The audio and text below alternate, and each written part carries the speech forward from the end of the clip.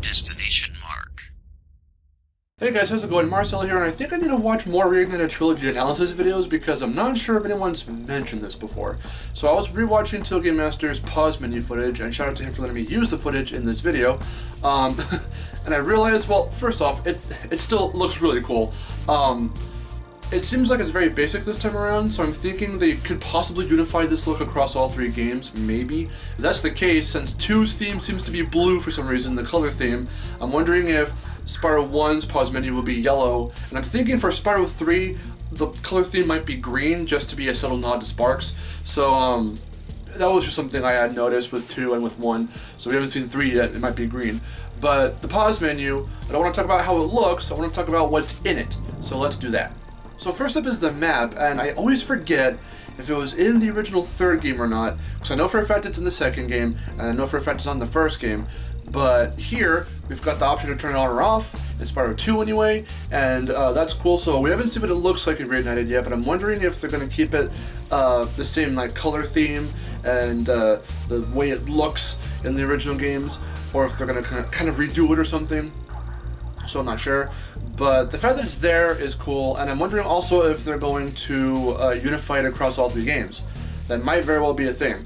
So, super brief, just want to mention that real quick. The map is back, so there's that. Next up is the camera. So we didn't get to see this option get chosen and see what's in it, but I'm wondering if it's going to have active and passive mode, as is for classic Spyro, but also classic controls for the camera and modern controls for the camera. So the modern controls being really just the right stick, but also L2 and R2 for the classic controls. I'm wondering if there's a way to flip between them, and that might also change the dialogue up a bit for characters as well. Like I think Hunter tells you about the camera in Spyro 3, I think, and Zoe for sure tells you how to look around in, we saw this in either Colossus or Idle Springs. I think it was Idle Springs.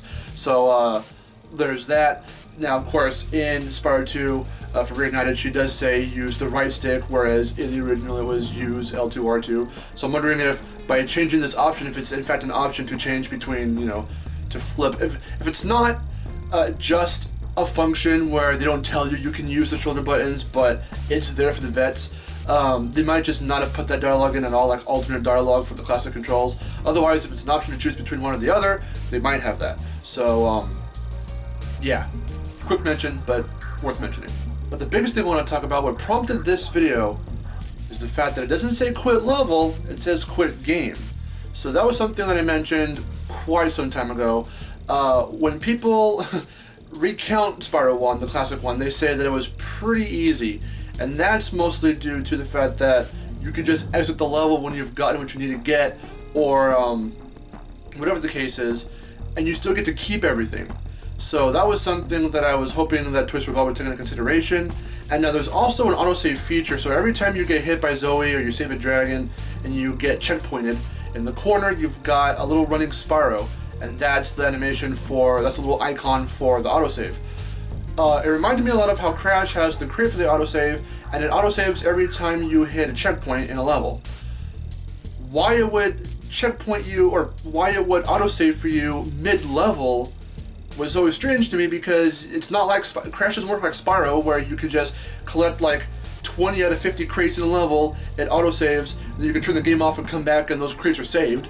That's not how it works. You have to beat the level, it'll autosave for you, and you've beaten the level. All the crates are collected, you can get the gem, whatever else, and it's saved for you right there through autosave. For Spyro, I'm thinking it's going to work the same way, because I think with the fact that it now says exit game and not exit level, I'm thinking you have to actually beat the level and go through the portal or through the end gate to actually save everything you've collected, and then it can autosave you. So why it has an autosave mid-level, I'm not really sure, but I'm thinking that that might be a way for them to rectify the fact that in the original games it was a little bit easier to get away with that stuff because you could just exit the level and you keep everything. This time around it can make it a little less easy to do that, or really not at all easy to do that, to where you have to beat the level. And that prompts you to do everything and get to the end. And I like that. So it adds a little bit of challenge. You can't just cheese it like you could in the originals. So if that's in fact what's going on here, Good on you, Toys for Bob. I was wondering if you were going to address that. That's awesome.